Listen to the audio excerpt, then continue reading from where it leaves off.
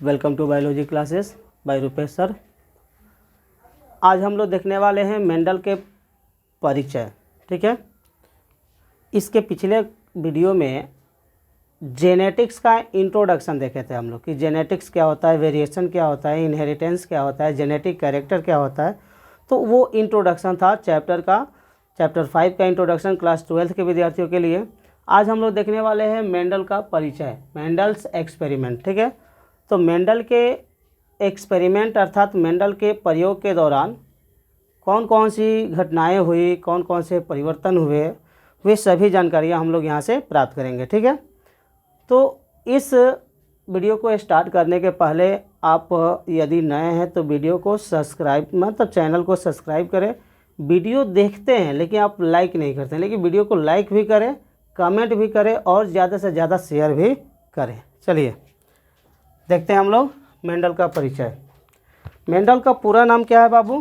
तो मेंडल का पूरा नाम हो गया ग्रेगर जॉन मेंडल। ठीक है, ग्रेगर जॉन मेंडल, जिन्हें शॉर्ट में G.J. मेंडल कहा जाता है। ठीक है, G.J. Mendel, Gregor John Mendel. Gregor John Mendel का जन्म जो है 22 जुलाई 1822 ईस्वी में, ठीक है, 22 जुलाई 1822 ईस्वी में कहाँ हुआ था? तो ऑस्ट्रिया देश के हिंजेनडर्फ शहर के, ठीक है, यह ऑस्ट्रिया देश के, ठीक है, ऑस्ट्रिया जो देश है, इस देश में एक शहर है जिसका नाम क्या है बाबू? तो हिंजेनडर्फ। तो ऑस्ट्रिया देश के हिंजेनडर्फ शहर के सिलिसिया गांव में हुआ था। बताया जाता है कि बचपन में उनको उनके पिता के द्वारा कौन सा ज्ञान प्राप्त हुआ? तो बागवानी का ज्ञान प्राप्त हुआ। ठीक है, बचपन में उनके पिता के द्वारा उन्हें बागवानी का ज्ञान प्राप्त हुआ, जिसकी वजह से उनका जो माइंड था वह नेचुरल साइंस की तरफ घूम गया। ठीक है, बचपन में जो जानकारी बच्चों को दी जाती है वो जानकारी उनके व्यक्तित्व के विकास के लिए काफ़ी आवश्यक होता है। ठीक है, इसलिए बच्चों को प्रारंभिक शिक्षा जो है सही ढंग से दी जानी चाहिए, क्योंकि बताया जाता है कि हम जिस माहौल में रहते हैं वैसा हम लोगों के अंदर डेवलपमेंट होता है, वैसा ही विकास होता है। तो मेंडल का जन्म जो है 22 जुलाई 1822 ईस्वी में, ठीक है, ऑस्ट्रिया देश के हिंजेनडर्फ शहर के सिलिसिया गांव में हुआ। बचपन में इनके पिता के द्वारा इनको बागवानी का ज्ञान प्राप्त हुआ। 1843 ईस्वी में वे ब्रून शहर में, ठीक है, ऑस्ट्रिया देश में एक शहर है ब्रून, ठीक है, उस शहर में ईसाई धर्म की दीक्षा के लिए गए। ठीक है, ईसाई धर्म की दीक्षा के लिए, और उसी शहर के एक गिरजाघर में 1847 ईस्वी में, ठीक है, 1847 ईस्वी में एक पादरी का काम करने लगे। ठीक है, पादरी का काम करने लगे अर्थात एक गिरजाघर में पूजा पाठ वगैरह करने लगे। अब बताया गया कि 1851 ईस्वी में, ठीक है, 1851 ईस्वी में वे वियना विश्वविद्यालय, ठीक है, वियना विश्वविद्यालय पहुंच गए मेंडल। देखिए बाबू, एक व्यक्ति को उसका जो ललक होता है, जो उसकी इच्छा होती है, वो कहीं तक पहुंचा सकती है। ठीक है ना, तो 1851 ईस्वी में मेंडल जो थे वह वियना विश्वविद्यालय में पहुंचे और वहां से जीवन विज्ञान, भौतिकी एवं गणित का अध्ययन किए। ठीक है, 3 सब्जेक्ट का, 3 विषयों का अध्ययन किए, जीवन विज्ञान, भौतिकी और गणित का। अब वहाँ से जब वे वापस लौटे, ठीक है, 1854 ईस्वी में, 1854 ईस्वी में जब वापस लौटे तो उसी शहर के गिरजाघर में जो स्कूल था, ठीक है, जो विद्यालय था, उस विद्यालय में, ठीक है, विद्यालय में शिक्षक का कार्य करने लगे। ठीक है, किसका कार्य करने लगे? शिक्षक का कार्य करने लगे। ठीक है, उसी शहर के एक कहेंगे कि स्कूल में शिक्षक का कार्य करने लगे, अध्यापक का कार्य करने लगे, और अध्यापन के दौरान वे अपने मठ के जो स्कूल था, स्कूल के जो बगीचा था, उस बगीचे में मटर की अनेक प्रजातियां उगाए थे। ठीक है, मटर की अनेक प्रजातियां उगाए थे और उन मटर की विभिन्न प्रजातियों के बीच आनुवंशिकता का प्रयोग किया करते थे। ठीक है, आनुवंशिकता का प्रयोग करने के लिए वे क्या किए, तो कृत्रिम परागण की क्रिया अपनाए। ठीक है, कृत्रिम परागण आर्टिफिशियल पोलिनेशन, जो कि आप क्लास 12th में सेकेंड चैप्टर के दौरान पढ़े होंगे कि आर्टिफिशियल पोलिनेशन क्या होता है, कृत्रिम परागण क्या होता है। ठीक है, तो वे कृत्रिम परागण की क्रिया कराकर आनुवंशिकता का प्रयोग किया करते थे और जो भी आंकड़ा उन्हें प्राप्त होता था, जो भी आंकड़ा उन्हें प्राप्त होता था, उन आंकड़ों को सहेज कर रखे और 1865 ईस्वी में वे क्या किए बाबू, तो नेचुरल हिस्टोरिकल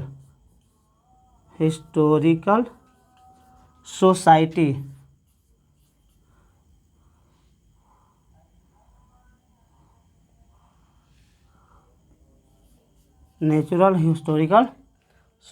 की एक बैठक में, ठीक है,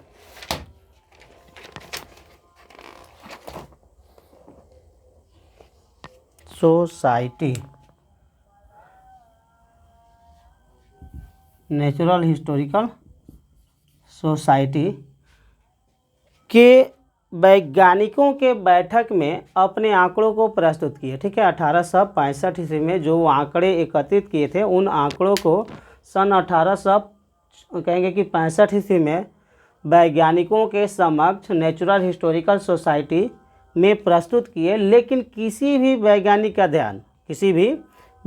ध्यान मेंडल के आंकड़ों की तरफ आकर्षित नहीं हुआ। रीजन क्या था कि उस समय सभी वैज्ञानिकों का ध्यान चार्ल्स रॉबर्ट डार्विन का नाम सुने होंगे आप लोग, जो उस समय नेचुरल सिलेक्शन के सिद्धांत पर कार्य कर रहे थे 1865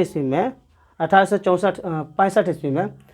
तो 1865 ईस्वी में जो चार्ल्स रॉबर्ट डार्विन थे, वे नेचुरल सिलेक्शन के सिद्धांत पर कार्य कर रहे थे और 19वीं सदी के सबसे मशहूर वैज्ञानिक होने के वजह से सभी छोटे बड़े वैज्ञानिकों का ध्यान डार्विन की तरफ आकर्षित था। इसलिए मेंडल के सिद्धांतों को उस समय ध्यान नहीं दिया गया। 1865 ईस्वी में पुनः वे क्या किए, 1866 ईस्वी में वे अपने आंकड़ों को पुनः एक पत्रिका के रूप में भी प्रकाशित किए। ठीक है, पत्रिका के रूप में प्रकाशित किए ताकि अन्य लोग भी इसको देख सके। ठीक है, फिर भी किसी भी वैज्ञानिक का ध्यान उनके तरफ आकर्षित नहीं हुआ। रीजन चार्ल्स रॉबर्ट डार्विन के प्रयोगों पर वैज्ञानिकों का ध्यान केंद्रित था। अंततः 1884 ईस्वी में, ठीक है, 1884 ईस्वी में मेंडल की मृत्यु हो गई। ठीक है, अब जब उनकी मृत्यु हो गई तो उनकी मृत्यु के 16 वर्ष बाद लगभग 1900 ईस्वी में तीन अलग अलग देश के वैज्ञानिक हॉलैंड के थे ह्यूगो डी ब्रिज, ठीक है, ऑस्ट्रिया के थे इरिस वॉन शेरमार्क, जर्मनी के थे कार्ल कॉरेंस। ठीक है, तो उनकी मृत्यु के 16 वर्ष बाद 1900 ईस्वी में तीन अलग अलग देश के अलग अलग वैज्ञानिक अलग अलग प्रयोग कर उस निष्कर्ष पर पहुँचे।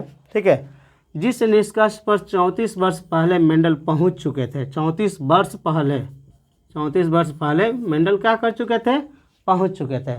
तो इन तीनों वैज्ञानिकों ने जब अपने अपने आंकड़े प्रस्तुत किए वैज्ञानिकों के समक्ष, तो देखा गया कि ऐसा आंकड़ा जो है ये ग्रेगर जॉन मेंडल बहुत पहले प्रस्तुत कर चुके हैं। ठीक है, तो इसलिए इन तीनों वैज्ञानिकों के सफल प्रयास से मेंडल को फादर ऑफ जेनेटिक्स कहा गया। ठीक है, फादर ऑफ जेनेटिक्स आ गया। ठीक है, तो ये देख लिए कि मेंडल को फादर ऑफ जेनेटिक्स कहने का रीज़न क्या है। तो ये है मेंडल से रिलेटेड उनकी जीवनी। अगर आप इसको पीडीएफ में लेना चाहते हैं तो हमारे टेलीग्राम जो चैनल है बायोलॉजी बाय रुपेश सर, वहाँ पे जाए और इस चैप्टर का पूरा पीडीएफ, ठीक है, back to back topic wise लिखा गया है, उसे आप प्राप्त कर सकते हैं। ठीक है, तो ये है मेंडल का इंट्रोडक्शन। चलिए, धन्यवाद।